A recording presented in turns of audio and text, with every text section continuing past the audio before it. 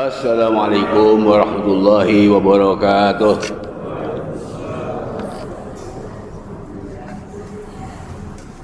Bismillah, alhamdulillah, wassalatu wassalamu ala rasulillah Sayyidina Muhammad ibn Abdillah wa ala alihi wa sahbihi wa mawala wa ba'du.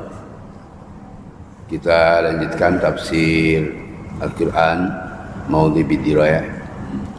InsyaAllah hari ini akan membahas surat Al-Isra ayat pertama, dikaitkan nanti dengan ayat 60 dan surat An-Najm ayat 10, sehingga bahasan hari ini tuntas menjelaskan peristiwa yang terjadi malam ini. Kalau diterjemahkan bebas, Maha Suci zat Allah yang telah mengisrokan Nabi Muhammad SAW di waktu malam dari Masjidil Haram ke Masjidil Aqsa, diberkahkan oleh Allah sekitarnya.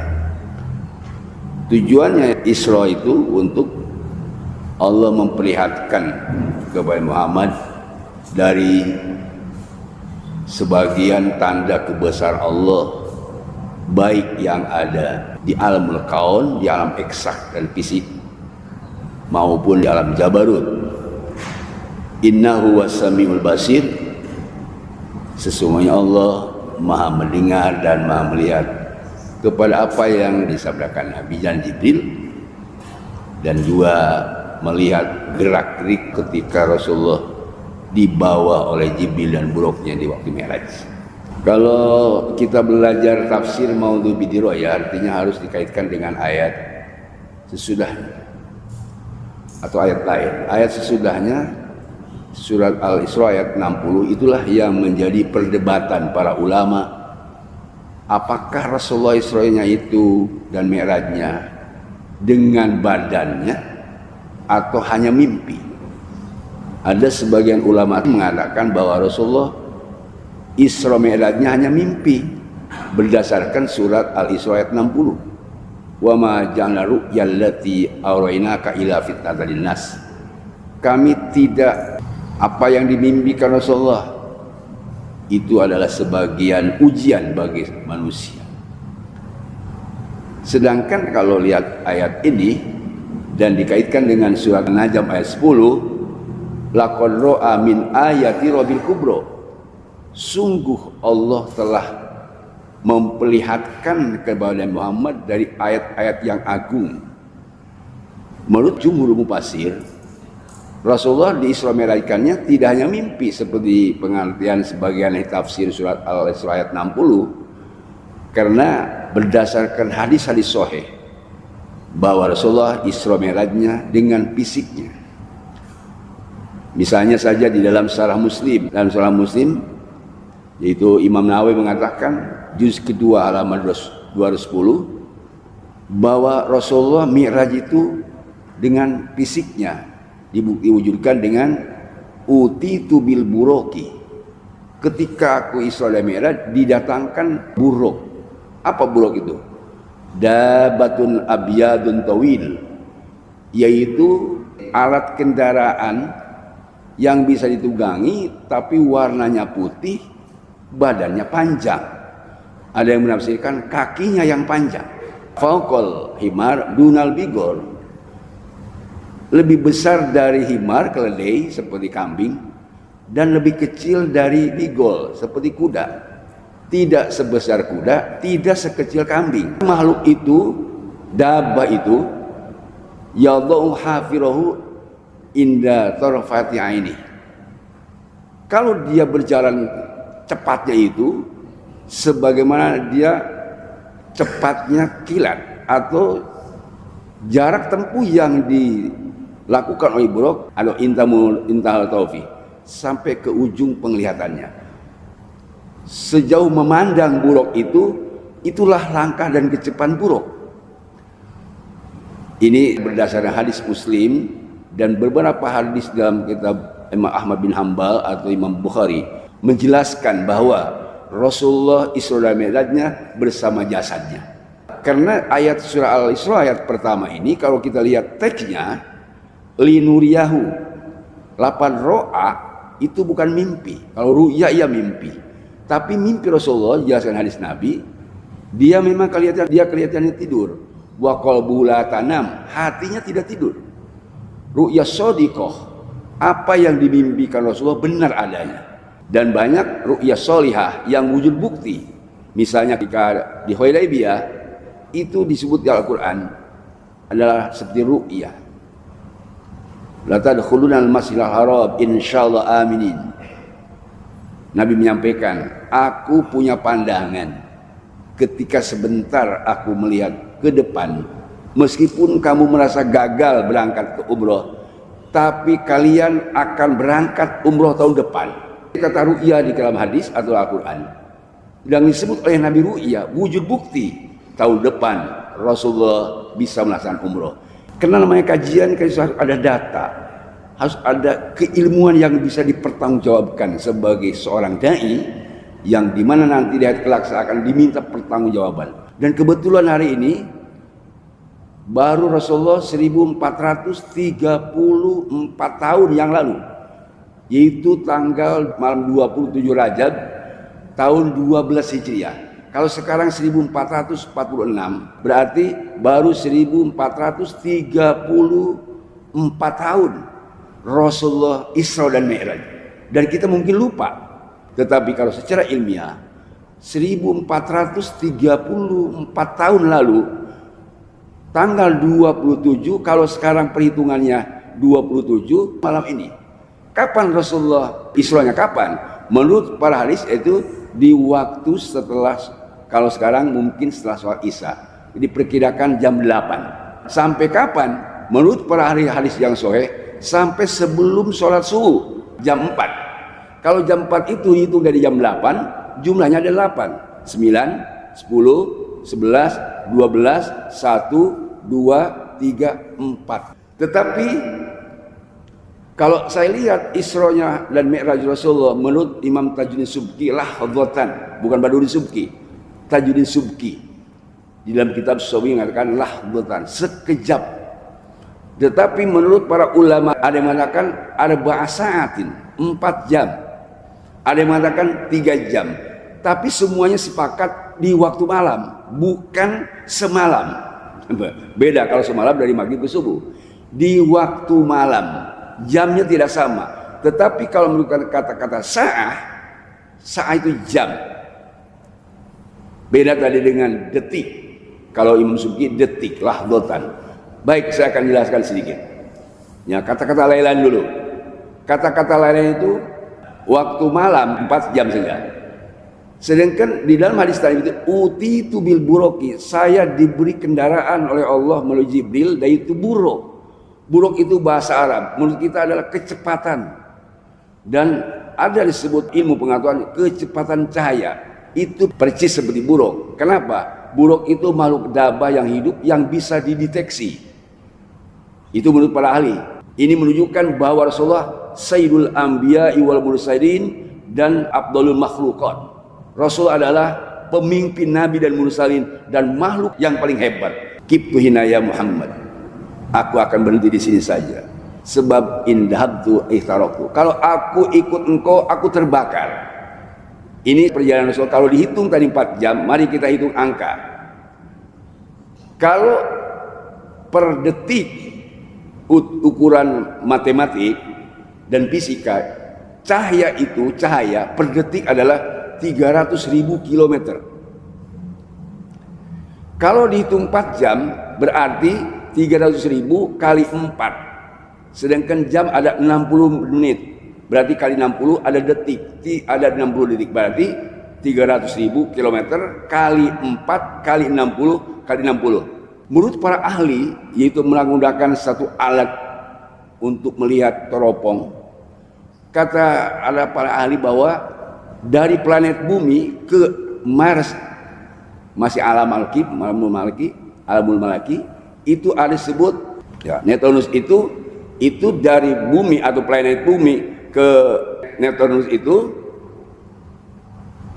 kurang lebih sekitar 4.450 kilometer ribu. Sedangkan kalau dihitung hanya 4 jam kali 60 kali 60 hanya 4.450.000 432 kilometer.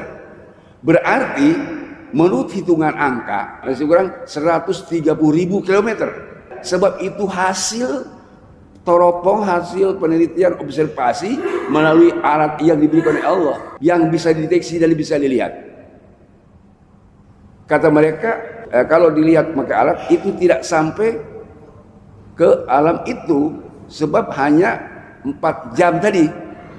Berarti belum sampai ke alam yang disebut Novernus kalau nggak salah namanya. Jadi kalau Novernus itu masih alam mulki, Pak.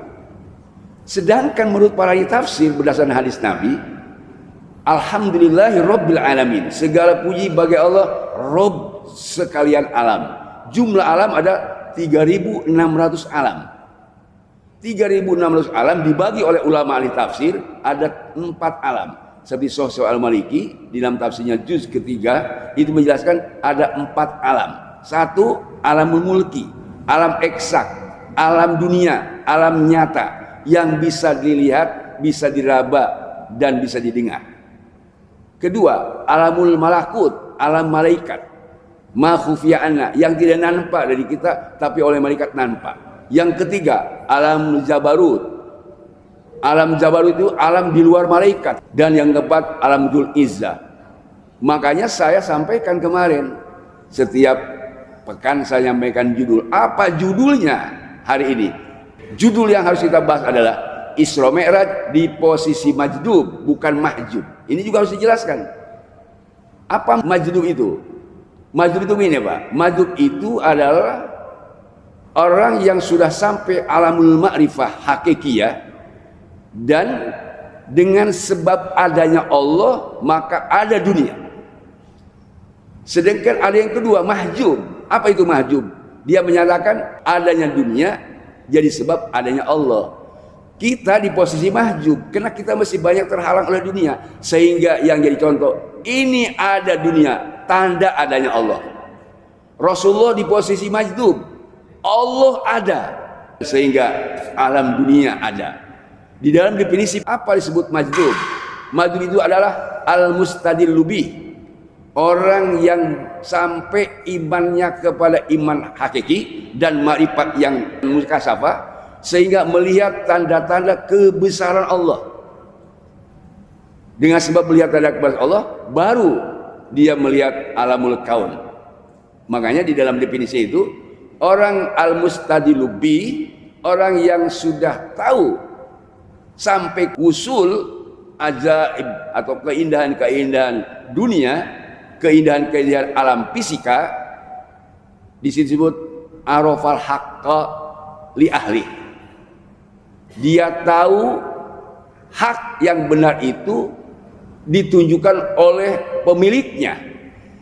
Jadi Rasulullah ketika Mi'raj tahu al-haq sebab diberitahu oleh Allah. Itu namanya majdub. Dia tahu kebenaran al-haq sampai hakul yakin li ahli, karena diberitahu oleh Allah. Tapi tahu al-haq diberitahu oleh Allah. Itu tahu. Kalau kita bukan tahu hak, kita mah taunya tahu goirul hak, al-kaun. Taunya dunia, beas, roti, cai, cau. Kita diberitahunya alam eksak oleh Allah juga, tetapi belum sampai kepada makrifat. Mukjizat yang terbesar Isra Mi'raj, Rasulullah sampai ke majdub. Di mana majdub? Yaitu di alam Sidratul Muntaha. Sidratul Muntaha itu, sidra itu seperti pohon tapi ujungnya alam eksak dan lebih lagi ke sana, ke roh-roh. Makanya sekali lagi, kalau ada yang menemukan dan ada yang mengatakan bahwa Rasulullah SAW sampai ke alam Tari Samawat, itu latan puluh ila bisultan, bisa ditempuh dengan ilmu pengetahuan, iptek. Tapi Rasulullah bukan akal samawat, sampai ke alam Jabarut. Apa alam Jabarut? Yang tidak pernah diinjak oleh malaikat, termasuk Jibril. Jibril tidak sampai ke alam Jabarut. Apa alam dzul izzah? Alam kebesaran Allah Subhanahu wa taala yang tidak akan ditampakkan kepada manusia siapapun, termasuk Rasulullah. Itu alam dzul izzah. Saya akan kasih contoh, Pak. Kenapa Rasulullah hebat? Ketika Nabi Musa bersama keluarganya Dijabarikan dalam surat Toha, ini anastu naro. Diam di sini ya. Aku melihat api. Barangkali kita kan bisa mengangkatkan badan karena sudah kehujanan dan bisa ada lampu penerang karena gelap. Begitu Nabi Musa datang ke Turisina, Gunung Sinai, ikhlana alaik, wahai Musa, lepaskan dua sendalmu. Innani anallah. Aku ini adalah Allah. La ilaha illa ana. Tidak ada Tuhan kecuali aku. Artinya Nabi Musa melihat naron, api. Ketika Rasulullah Mi'raj ditanya oleh para sahabat, ya Rasulullah, bagaimana kau sampai ke alam Mughayabat, alam yang di Jabarut, alam Jabarut? Apakah kau melihat Allah? Rasul menjawab, ini ra'aitu nuron. Beda Pak. Ini ra'aitu nuron. Aku melihat cahaya.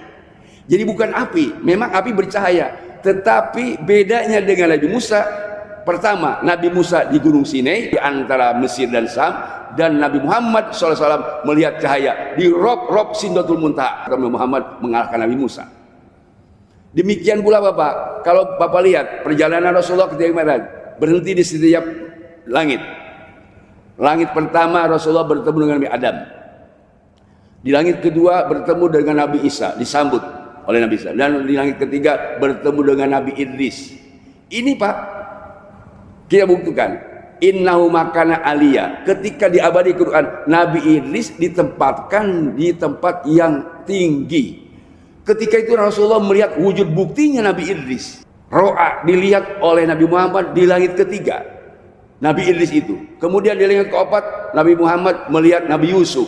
Nabi Yusuf itu kelihatannya oleh Rasulullah kalau setengah dunia, kalau sekarang ada 6 miliar, 3 miliar dikumpulkan kegantengannya kalah dengan Nabi Yusuf. Di dalam hadis Nabi Muhammad jauh lebih hebat kegantengannya daripada Nabi Yusuf. Dikumpulkan manusia di dunia kalah semua kegantengannya. Hebat mana dengan Nabi Yusuf? Inilah ajaibul qudratina, keindahan kekuasaan Allah ditampakkan kepada Rasulullah ketika Mi'raj. Luar biasa. Makanya disebut amrun khariqun lil 'adah. Isra Mi'raj adalah sesuatu perkara yang spektakuler, di luar kemampuan akal manusia. Khariqun lil 'adah, di luar kebiasaan adat manusia. Makanya dimulai kalimatnya subhanallah atau subhanalladzi. Coba. Saya lihat di dalam kitab ya misalnya Al-Waidul Asyad, di dalam kitab tafsir Ibnu Katsir dalam surat Isra dimulai subhanalladzi. Sebab ini kebiasaan orang Arab. Kalau melihat sesuatu yang menakjubkan itu bacanya subhanallah. Kalau melihat sesuatu yang jelek bacanya istighfar, astagfirullah. Kalau melihat sesuatu yang besar, itu Rasulullah mencontohkan ketika melihat sesuatu yang besar, Allahu Akbar. Dan kemenangan kita mengusir sekutu dulu ketika Pekarno galau dan diberi instruksi oleh para kiai, datanglah ke Hasyim Asy'ari. Dan Hasyim Asy'ari mengeluarkan fatwa lawan itu sekutu. Dan Bung Tomo takbir Allahu Akbar, arek-arek Surabaya hancur lebur itu sekutu. Ini saya kira kalimat yang ada di Quran. Rasulullah Mi'raj datang sholat, yang pertama dianjurkan untuk sholat itu kalimat takbir Allahu Akbar. Dan semua kalimat yang hebat-hebat ada di dalam sholat. Tasbih, takbir, ada semua. Saya kira ini hikmahnya Bapak semua. Sekali lagi, kenapa subhana? Sebab orang Arab kalau melihat yang ta'ajub subhanallah. Makanya di dalam tafsirnya subhanalladzi itu bisa tanzih subhanallah. Bisa juga ta'ajub. Bisa gabung dua-duanya, ta'ajub dan tasbih. Subhanalladzi asra bi 'abdihi lailan. Maha suci zat Allah yang sudah mengisrokan Rasulullah. Makanya kalau asra Pak menurut ayat tafsir, lafaz asra itu kan lafaz asra itu ada hamzah. Itu bukan lil muta'addi maf'ul, tapi asra mana saro. Lalu ditafsirkan oleh Imam Julisuti saro. Saro itu Pak berjalan malam. Saro. Kalau bahasa zahaba berjalannya siang. Rasulullah diisrokan malam waktunya, tapi pakai lailan. Kenapa lailan? Ada dua. Satu litakkid untuk memperkuat, jangan sampai ada dugaan Rasul isronya siang. Dan kedua, limudati taklil, karena waktunya sebentar. Kenapa sebentar? Mujizat. Itulah subhanalladzi asra. Ini saya kira dari aspek lafadznya, karena kita kan sudah bahas Isra pertama. Kemudian sudah ada lafaz bi abdihi. Apa itu bi'abdi, Pak? Bi'abdi itu Allah mengisrokan, memperjalankan Rasul itu bi'abdi.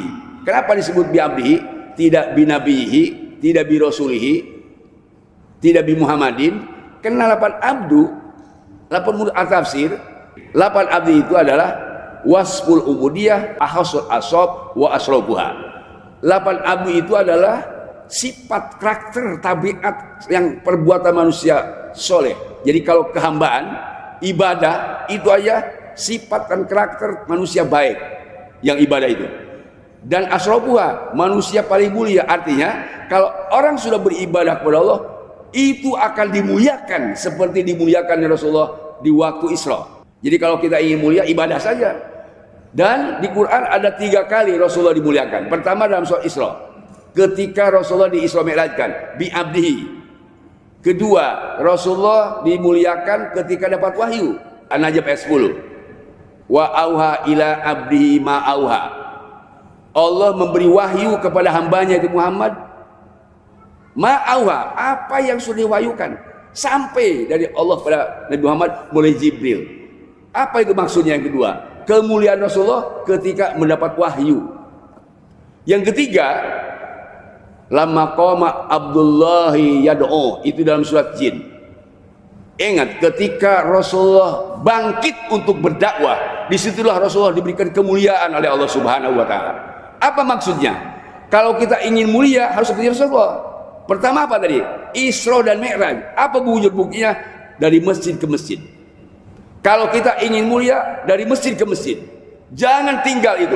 Sebab Rasulullah dimuliakan bi abdihi minal masjidil haram ilal masjidil aqsa. Itu satu. Kedua, kalau kita ingin mulia harus seperti Rasulullah ketika dapat wahyu. Artinya apa? Kalau kita ingin mulia harus selalu dapat ilmu dan belajar ilmu. Kalau orang tidak belajar ilmu akan tidak mulia dan hina dina. Ingin mulia, belajar. Ingin hina, jangan belajar. Itu kalau lihat surat An-Najm ayat 10. Yang ketiga, kemuliaan manusia itu seperti Rasulullah dakwah. Jadi kalau ingin mulia, ya dakwah. Apa dakwah? Amar ma'ruf nahi munkar. Ajak manusia sholat dan cegah kemunkaran. Itu dakwah. Makanya mulia. Orang yang dakwah itu tadi sebut dalam surat Jin. Lama qama Abdullah yad'u. Allah memuliakan Nabi Muhammad karena dakwah. Kadang-kadang kita kan tidak bisa, Pak. Ya pertama, ya sholat ke masjid jarang, ngaji jarang, dakwah tidak. Kapan mulianya kita?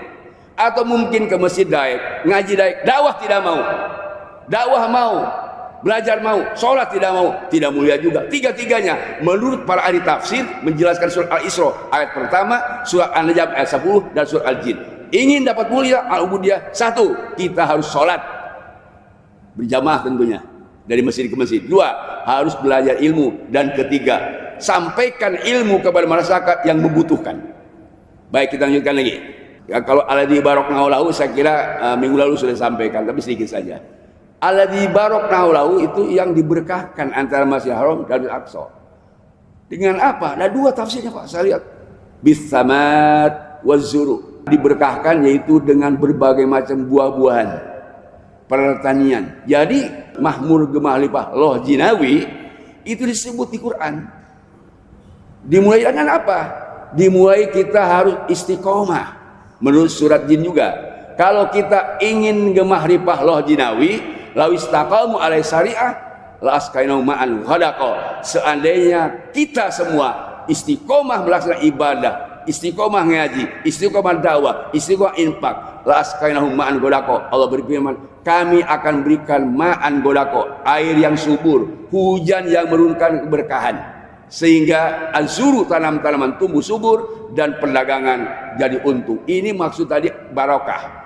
Sebab harus ada surplus. Kalau bertani tidak hanya untuk bisa dimakan sendiri, harus bisa makan orang lain dari pertanian kita. Itu namanya subur makmur gemah limpah loh jinawi. Karena tidak istiqomah yang sudah kita rancang dibuat Undang-Undang Dasar 45 pasal 33. Karena tidak istiqomah lalu diamandemen. Menurut undang-undang sebenarnya amandemen tidak boleh, Pak. Tidak boleh. Tapi karena ada pengkhianatan, diamandemen yang dulunya pasal 33, air, laut dan api dikelola oleh negara sebagai wakil rakyat dan dilaksanakan eksekutif, baik menteri dan wali kota dan desa RT, sehingga dikembalikan ke rakyat. Karena di amandemen tidak istiqomah, yang dulu adalah kemakmuran untuk rakyat, sekarang kemakmurannya untuk konglomerat. Buktinya PIK 2, buktinya pagar laut, dan semua kekayaan dikeruk oleh para pengkhianat. Sebenarnya bukan digarong, bukan diambil, diberikan oleh undang-undang yang diamandemen. Ini saya kira tidak istiqomah. Buktinya kita tidak subur makmur lemah limpah laut jinawi. Akhirnya kita sengsara derita, masyarakat di akhirat celaka. Nauzubillah min dzalik. Baik Bapak semua, ini Isra Mi'raj. Saya kira kalau dituntaskan dengan persoalan-persoalan ada, saya di sini jelaskan alladzi baraknahu lahu. Keberkahan itu dimulai dari apa? Berangkat Isra, kemudian ibadah, ya kan? Minal Haram ila Aqsa. Kemudian baru muncul keberkahan. Jadi keberkahan itu ternyata istiqomah di dalam ibadah. Kemudian yang ingin saya sampaikan, apa itu tadi yang sebut majdub, tapi ya kan baru majdub, Rasulullah Mi'rajnya dan Isra dalam posisi majdub. Apa majdub? Melihat kebesaran Allah di ayatnya, di tanda-tandanya, sehingga pulang oleh-olehnya adalah supaya bisa dirasakan oleh kita. Rasulullah sudah melihat tanda-tanda kebesaran Allah dan nikmat ketika mendapatkan perintah sholat. Apa maksudnya? Rasulullah mendapat kenikmatan perintah sholat sebab akan diinformasikan kepada umatnya, kalian kalau sebagai umatku harus sholat, dan di dalam sholat harus mendapatkan kenikmatan sebagaimana aku nikmat ketika menerimanya. Saya pertanyaan sekarang, orang sholatnya kenikmat kan? Belum. Padahal Rasulullah ketika menerima sholat bahagia sekali, langsung dari Allah, tapi dibuka hijab. Lain Rasul nampakkan diri, bukan, dibuka hijab sehingga kelihatan tanda-tanda kebesaran Allah, dan disitulah salah satunya adalah kenikmatan di akhirat sudah ditampakkan kepada Rasulullah ketika menerima sholat. Oleh karena itu kita menyikapinya juga harus menerima sholat dengan cara menikmatinya, dengan cara mendapat kenikmatannya. Bagaimana caranya? Khusyuk. Innaha lakabiratun, sungguh sholat itu berat. Berat sekali sholat itu. Illal khashiin, kecuali yang khusyuk. Khusyuk di dalam sholat ringan dan tidak berat. Apa contohnya? Kita selalu menginginkan ketemu dengan Allah di dalam sholat. So gini Pak, kalau Rasulullah itu namanya bidilan muwajahah, langsung muwajahah, berhadapan. Tapi tadi kebesarannya, kalau kita bidali tawajuh, ya ada tawajuh, ta'abud, kita tawajuh. Tawajuh tidak berhadapan. Kita hanya menyerahkan diri kepada Allah, kenikmatan oleh Rasulullah sudah dirasakan. Kita tawajuh, kalau Rasul muwajahah. Tetapi kita juga di dalam hadis Nabi harus bermunajat. Belajar kita bermunajat, muwajahah, muraqabah dan seterusnya. Dan itu nanti ada di dalam bulan Ramadan. Bulan Rajab adalah bulan membersihkan dosa. Bulan Sya'ban itu untuk tathirul qulub, membersihkan hati. Kalau bulan Rajab tathirul dunub, membersihkan dosa. Kalau bulan Sya'ban yaitu tathirul qulub, membersihkan hati dari sifat-sifat jelek. Dan di bulan Ramadan at-taqarrub, untuk mendekatkan diri kepada Allah. Saya kira ini 3 bulan harus diawali dari sekarang, ya. Sekali lagi, maka di dalam ayat surah Al-Isra ayat pertama intinya ada 3. 1, bagaimana kita bisa beribadah kepada Allah dengan baik. Yang kedua, bagaimana ibadahnya istiqomah. Yang ketiga, bagaimana kita mendapatkan keberkahan itu. Keberkahan dari ibadah yang istiqomah tadi, insya Allah. Mudah-mudahan Allah Subhanahu wa Ta'ala memberikan taufik dan hidayah kepada kita semua. Sekali lagi, di posisi majdub, melihat kebesaran Allah, sehingga Rasul menyatakan ada dunia ini. Sedangkan kita posisinya mahjub, ada dunia, dalilnya ada Allah. Kalau Rasulullah adanya kebesaran Allah, adanya Allah al-haq, menunjukkan adanya dunia ini. Sedangkan kita masih mahjub. Nah, kita tingkatkan dari mahjub yang tawajuh kepada munajat. Meskipun kita belum sampai seperti Rasulullah imannya. Sebab kalau Rasulullah kan waktu Mi'raj kan diberi 4, Pak. Ilmu, Islam, iman, dan hikmah. ilmu, iman, Islam, hikmah itu, dan dikeluarkan dulu kotorannya, diisi dengan yang 4 itu. Kita juga sama, dapat ilmu, Islamnya yang kuat, ilmu yang sampai marifat, kemudian imannya yang sempurna, baru hikmah. Dari semua yang dilakukan oleh kita mengandung hikmah, faidah dan manfaat. Insya Allah. Peringatan Isra Mi'raj malam ini tanggal 27 Rajab 1434 lalu, Rasulullah tahun 12 Hijriah sudah Isra dan Mi'raj. Kita mudah-mudahan bisa menyikapinya dan bisa mengambil manfaat dan faedahnya, insya Allah. Mudah-mudahan Allah memberkati kita dan manfaat ilmu kita sehingga kita wafat husnul khotimah, mendapat ridha Allah Subhanahu wa taala. Billahi taufiq wa hidayah. Assalamualaikum warahmatullahi wabarakatuh.